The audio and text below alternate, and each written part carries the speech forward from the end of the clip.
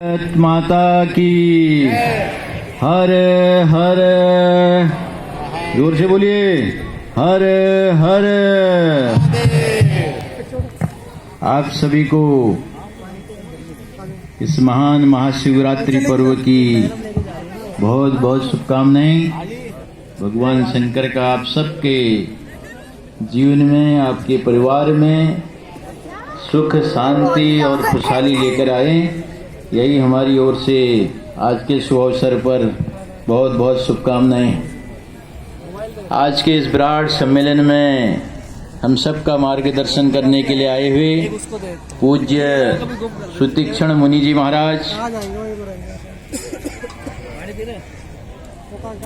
अपने इस सारे क्षेत्र के अंदर पहला एक अच्छा स्कूल प्रारंभ करने वाले आदरणीय रश्मि चौहान जी, क्षेत्र के बजरंग दल के संयोजक अनुज वालिया जी बहुत ही सुंदर इतनी देर से एक संचालन कर रहे थे, ऐसे अपने वीर प्रताप चौहान जी, सह विभाग कारवा अपने मनोज जी, हमारे सुशील चौहान जी, जयपाल सिंह जी। इस 100 वर्षों की यात्रा है, इस यात्रा को आधे पौन घंटे में बताना कितना कठिन काम है, लेकिन कुछ बातें मैं आपको बताने का प्रयास करूंगा। आप सोचिए, अगर राष्ट्रीय स्वयंसेवक संघ नहीं होता तो देश में क्या स्थिति होती। 1915 की बात है, ठीक उसी समय दक्षिण अफ्रीका से अंग्रेजों से अपमानित होकर के महात्मा गांधी जी भारत आए।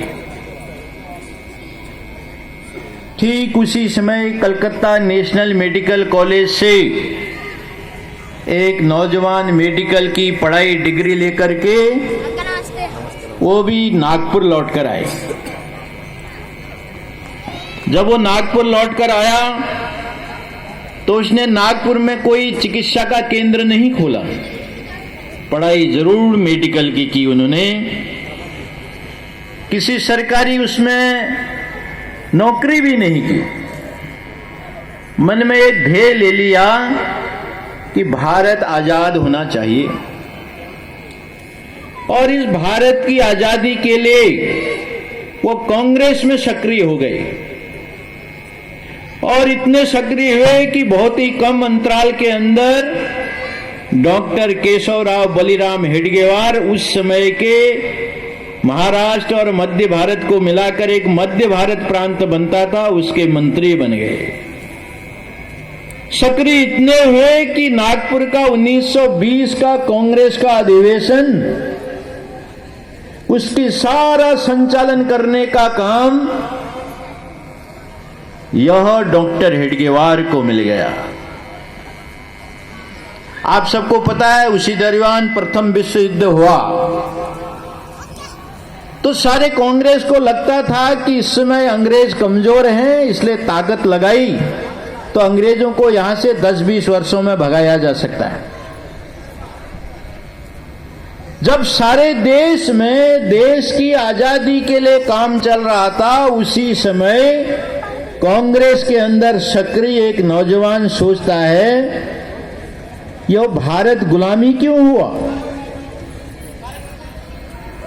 इसको 1000 वर्ष तक मुगलों से क्यों लड़ने की आवश्यकता पड़ी, फिर 190 वर्ष तक आप सबको पता है अंग्रेज इस देश के अंदर रहे।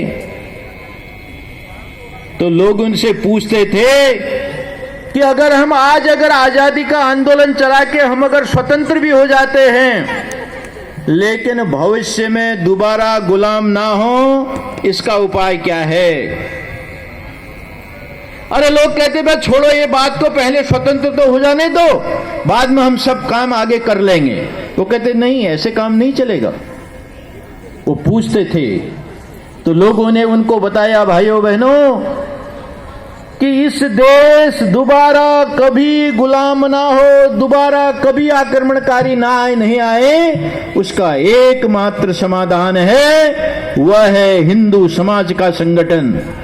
हिंदू अगर जाति पाति के भेदों से ऊपर उठकर हिंदू हिंदू के नाते से सोचता है तो एक उपाय है जो दोबारा कभी गुलाम उसको बनना नहीं पड़ेगा। लेकिन लोग कहते थे यह उपाय आसान नहीं है, यह उपाय ऐसा है जैसे तराजू पर जिंदे मेढकों को तोलने जैसा है। आप 4 मेढक रखिए, 5वां रखोगे फुदक जाएगा 4 पहले।